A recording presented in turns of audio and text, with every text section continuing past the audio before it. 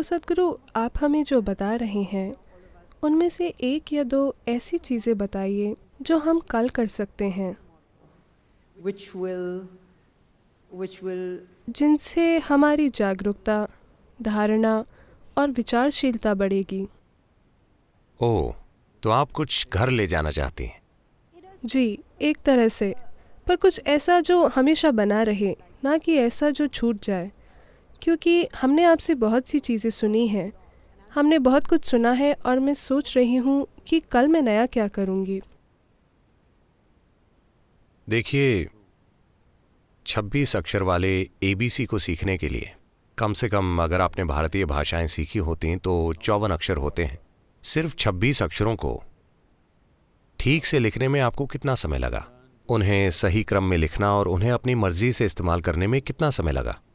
ओह, मैं आज भी सीख रही हूँ।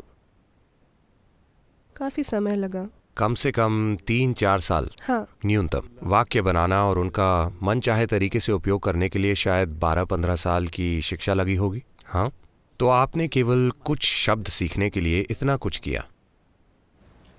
Word craft. पर अपने अस्तित्व की मौलिक प्रकृति के बारे में कुछ जानने के लिए जो आपको नए आयाम में ले जा सकता है, आप उसे 2 मिनट में जानना चाहते हैं। इतनी नाइंसाफी क्यों? नहीं, मैं 2 मिनट में सिर्फ शुरू करना चाहती हूँ। ठीक है, तो शुरू कैसे करें? बस इतना कीजिए। आज बिस्तर पर जाने से पहले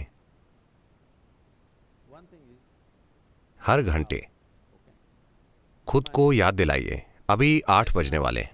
It's going to be 8 o'clock. 8 o'clock, remind yourself, wow, I'm still alive. 8 बजे खुद को याद दिलाइए, वाह, मैं अब भी जीवित हूं। नहीं, हंसिए मत। आज रात सोने वाले कई लोग कल सुबह नहीं उठेंगे। धरती पर 10 लाख से ज्यादा लोग कल सुबह नहीं उठेंगे। कल सुबह मान लीजिए आप जाग गए। हाँ, किसे पता है? आप हमेशा सोचते हैं मैं नहीं मरूंगा, कोई और मरेगा। भयंकर बात है। कल सुबह अगर आप जाग जाएं तो पहले जांच लें, क्या मैं वास्तव में जाग गया? जिंदा हूं? मैं अब भी जिंदा हूं। वाह, आपको कुछ भी करने की जरूरत नहीं है। चिल्लाना मत, कम से कम एक बड़ी मुस्कान। ठीक है, मैं अब भी जिंदा हूं। 10 लाख से अधिक लोग आज सुबह नहीं उठे, पर यहां मैं जिंदा हूं। शानदार है या नहीं? आपके जीवन में सबसे बड़ी बात क्या है? आप अभी जीवित हैं। तो आप कल सुबह जिंदा रहें तो बस एक मुस्कान। वाह, फिर शायद आपके जीवन में 2, 3, 4 लोग हैं जो आपके लिए बहुत मायने रखते हैं। बस उनकी जांच करें। वो और वो और वो और वो जीवित हैं, सभी जीवित हैं। बहुत अच्छा। अगर आज रात 10 लाख लोग मारे गए, जो हर रात होता है, तो कम से कम 1 करोड़ लोगों ने किसी ऐसे व्यक्ति को खो दिया जो उन्हें प्रिय है। पर उनमें से कोई भी ऐसा नहीं है जो आपको बहुत प्रिय है। शानदार है या नहीं? एक और बड़ी मुस्कुराहट। किसी को बताना मत, बस मुस्कुराएं। ठीक है, ग्रेट। सुबह 8 बजे। वाह, 8 बज गए, अब भी जिंदा हूं। हर एक घंटे बस ऐसा करें। ठीक है, हर एक घंटे बस खुद को याद दिलाएं, चेक करें। कृपया ऐसे समझें, अगर आप ईश्वर के बारे में सोचते हैं तो आप भ्रम में पड़ जाएंगे। जब आप अपनी मृत्यु के बारे में सोचते हैं, सिर्फ तभी आप वाकई इस जीवन की प्रकृति जानना चाहेंगे। जब आप जानते हैं कि आप अभी हैं और कल सुबह आप जा सकते हैं, तब आप जानना चाहेंगे ये क्या है, ये है क्या? मैं अभी जिंदा हूं, पर कल सुबह जा सकता हूं। इतने सारे लोग जो बिल्कुल ठीक हैं अचानक चले जाते हैं। विश्वास नहीं होता कि वो कहां चले गए। आपने इसके बारे में 10 मिनट सोचा और फिर आप बिजी हो गए। आपको एसएमएस भेजना था, मेरे पिता मर चुके हैं। पर खुद को अपनी मृत्यु की याद दिलाएं। इस सवाल को गहरा होने दें। अगर आप इसे हर पल कर सकते हैं तो यह बहुत अच्छा है। अगर आप नहीं कर सकते तो कम से कम हर घंटे अपने आप को याद दिलाएं कि आप नश्वर हैं। आप अमर नहीं हैं, आप नश्वर हैं। अगर आप जानते हैं कि आप नश्वर हैं, तो अचानक आप कुछ दिनों में देखेंगे आपके पास बेकार की बकवास करने का समय नहीं होगा। आप सिर्फ वही करेंगे जो आपके जीवन के लिए वाकई मायने रखता है। आपके पास किसी के साथ कोई बकवास करने का समय नहीं है। आपके पास केवल वही चीजें करने का समय होगा जो आप करना चाहते हैं, जो आप वाकई अपने जीवन में करना चाहते हैं, और उसके अलावा कुछ नहीं। और यही आपको करना चाहिए क्योंकि समय बहुत सीमित है। मैं चाहता हूं कि आप जानें कि ये एक छोटा जीवन है। अगर आप एक खुश व्यक्ति हैं तो, अगर आप एक दुखी व्यक्ति हैं तो निश्चित रूप से एक लंबा जीवन है। तो अगर आप खुश हैं और अगर आप 100 साल भी जीते हैं तो ये बहुत छोटा है। अगर आप दुखी हैं तो आप कितना लंबा जीवन जिएंगे आप जानते हैं। तो ये बहुत ही छोटा जीवन है। आपको उसके अलावा कुछ भी नहीं करना चाहिए जो आपके लिए वाकई मायने रखता है ना? हाँ या ना? पर आप इतनी बकवास कर रहे हैं जिससे आपका कोई लेना देना नहीं है, बस इसलिए कि आपको लगता है कि आप अमर हैं। वरना लोग कह रहे हैं नहीं नहीं, मैं 80 तक जीवित रहूंगा, शायद 100 तक, तो मैं 70 की उम्र में ये करूंगा। जब मैं 75 साल का हो जाऊंगा, जब मेरा सारा काम हो जाएगा, तो मैं अपने पड़ोसी को देखकर मुस्कुराऊंगा। जब संपत्ति के मुद्दे सुलझ जाएंगे, उसके बाद मैं उसे देखकर मुस्कुराऊंगा। ऐसी कोई गारंटी नहीं है। क्या यहां पर कोई 2 दिन के लिए गारंटी कार्ड लेकर आया है? नहीं। आप कल सुबह मर सकते हैं। मैं ये नहीं चाहता। मैं आपको लंबी उम्र का आशीर्वाद देता हूं, पर यह संभव है ना? हर दिन ये 10 लाख लोगों के साथ हो रहा है। तो कल सुबह क्या आप या मैं नहीं जा सकते? मैं पूछ रहा हूं, हाँ या ना? If you are conscious of your mortality, becoming aware will naturally happen. अगर आप अपनी मृत्यु के प्रति सचेत हैं तो जागरूक होना स्वाभाविक रूप से होगा, क्योंकि जीवित रहने का महत्व खिल उठेगा। आपने सभी प्रकार के शब्दों का उपयोग किया जो अमेरिकी तट से आए हैं, माइंडफुलनेस, जागरूकता, मानसिक सतर्कता। नहीं, आपको इन चीजों में फर्क करने की आवश्यकता है। मानसिक रूप से सतर्क रहने से आप जीवन बेहतर तरीके से चला पाएंगे। अगर मैं मानसिक रूप से सतर्क हूं तो मैं बेहतर ड्राइव कर सकता हूं, अपना काम बेहतर कर सकता हूं, कुछ और बेहतर कर सकता हूं। ये जीवन चलाना है। जागरूकता जीवन चलाने के बारे में नहीं है। जब मैंने आपसे पहला सवाल पूछा कि आप कैसे जानते हैं कि आप यहाँ हैं, आपने कुछ सोचा और फिर आपने कहा मैं सचेत हूँ। केवल इसलिए कि आप जागरूक हैं, आप जीवित भी हैं। आपका जीवन जागरूकता है, आपकी जागरूकता ही जीवन है। सवाल केवल ये है कि कितना जागरूक। बहुत से लोग सोचते हैं कि अगर वे 50% जीवित हैं तो ये काफी अच्छा है। हाँ, आप 50% पर जी सकते हैं, पर आपको ये समझने की जरूरत है, अगर हम किसी को यातना देना चाहते हैं, अगर आप किसी को यातना देना चाहते हैं तो आप क्या करेंगे? आप उन्हें मार देंगे। मान लीजिए कि आपको नरक में रोजगार मिला, मान लीजिए आपको लोगों को प्रताड़ित करने का काम दिया गया, तो आप क्या करेंगे? मार डालेंगे? हेलो? नहीं, उन्हें आधा जीवित रखेंगे।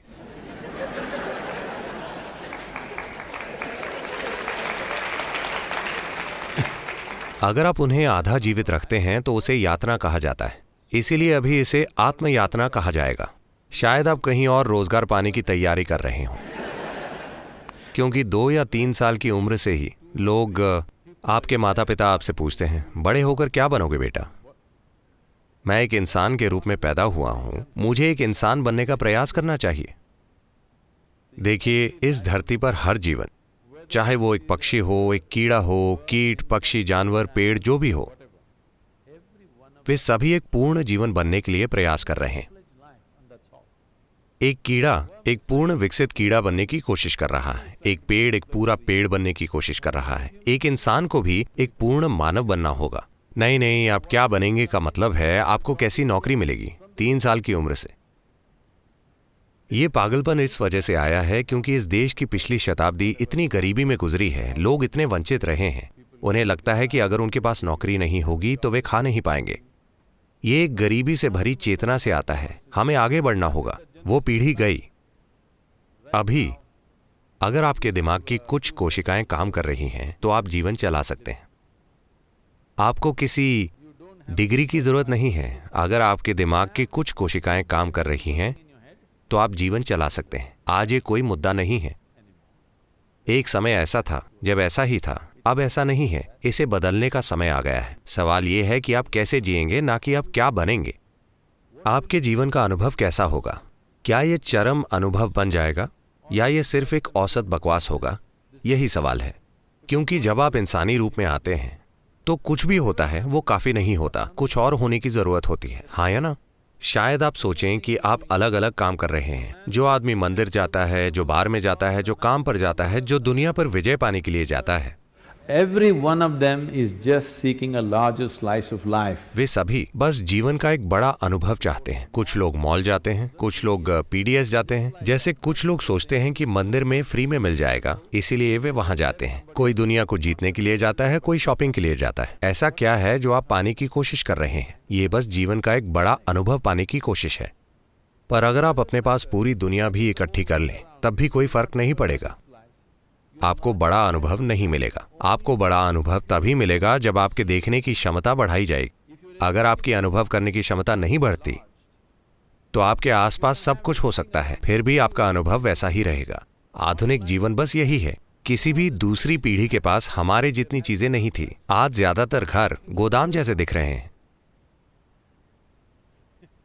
क्योंकि उनकी खरीदारी इतनी है, वे ये नहीं जानते कि सामान कहाँ रखा जाए। सब कुछ लोगों के ऊपर गिर रहा है।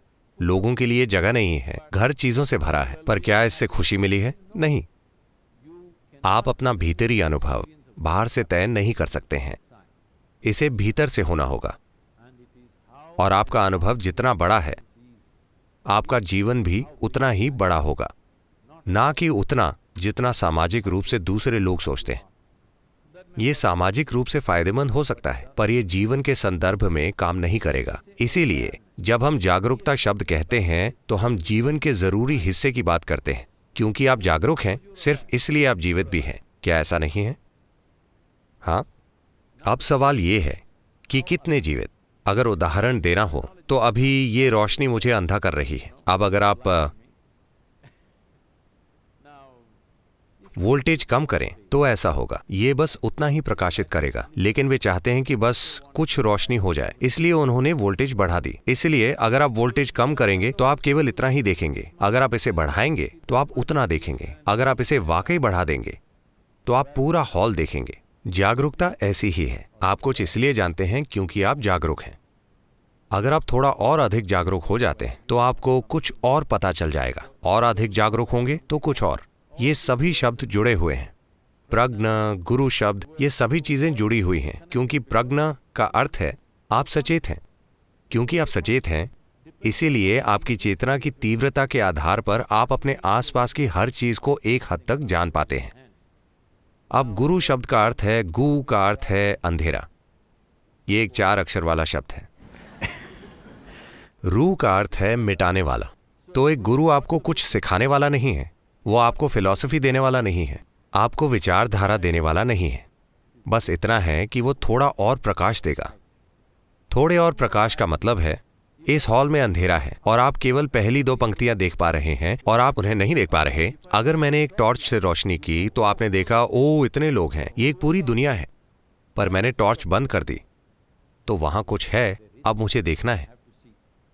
मुझे क्या करना होगा? मुझे अपनी खुद की एक टॉर्च चाहिए। ठीक है, यही काम है। मैं जिस घर में रह रहा हूं, वहां के बच्चे घोषणा कर रहे हैं, वे गुरु की तरह नहीं हैं। वे गुरु की तरह बात नहीं करते, दिखते नहीं हैं, गुरु की तरह चलते भी नहीं हैं। वे गुरु नहीं हैं। मुझे बहुत खुशी है, मुझे सर्टिफिकेट मिल रहा है। Yes.